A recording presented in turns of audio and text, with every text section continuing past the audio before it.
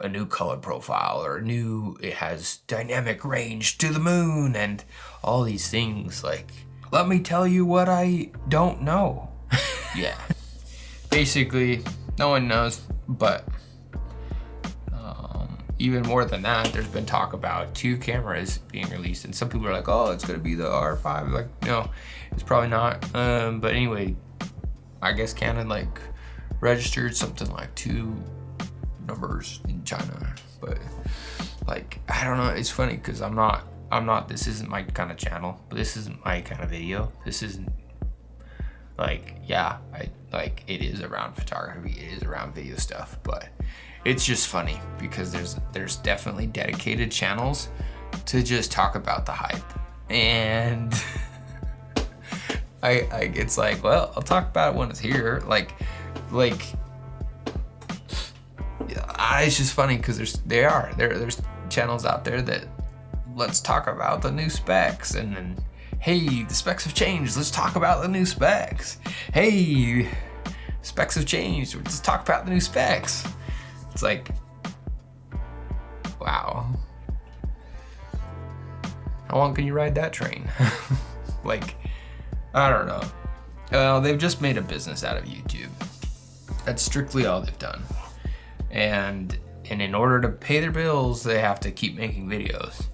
And in order to do that, they're gonna chase the train of the next hyped thing. But I think it's interesting because no one's watching those videos necessarily for the person.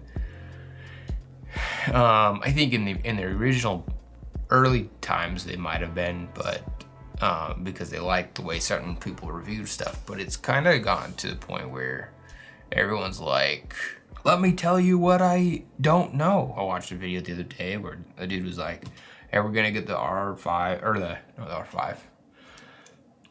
Are we gonna get the EOS R1C? Like, and there was valid reasons why, because they registered 2 different issued names or whatever, and they mentioned how back, I think it was in 2012, that Canon released the 1DC camera, which at the time I thought was pretty cool. But I mean, it's shot in C-Log, but like when you look at the specs that the 1DX Mark III has and the EOS R5 have, and the R6 and R8, when you compare them against the 1DC back in the day, they are superior cameras. So,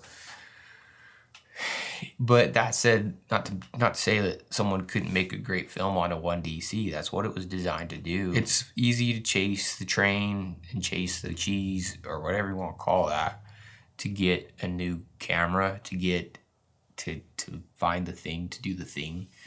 But when it comes down to it, do what you can with what you have. Whether it be your iPhone, whether it be a EOS R Rebel or a Rebel XTI, whatever.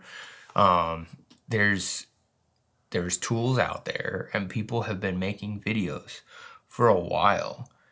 Just because you get the newest thing that shoots log and shoots these things, and a new color profile, or it has dynamic range to the moon, and all these things, like, don't let that be the thing that hinders your creative ability. Because, like, don't let yourself think, it's easy to let yourself think that there's limitations to what you're capable of doing because you don't have said gear. Oh, if only I had this gimbal, if only I had this crane, if only I had this light, if only I had this sound thing, if only I had the lens and all this stuff. Truth be told,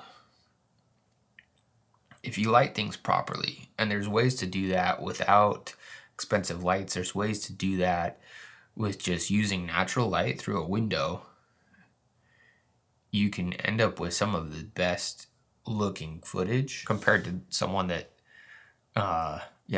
compared to somebody that has a really expensive setup but doesn't do it properly, or doesn't set it up right, or doesn't do all the things. So, but yeah, anyway, thanks for being here, thanks for watching.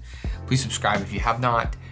give this video a like, thumbs it up, and yeah, thanks for supporting the videos. Thanks for supporting this channel. It's only gonna get better because I am treating this like a business. Like, I have to show up, I have to make the videos. Yeah. Anyway, go do good things. Check it out.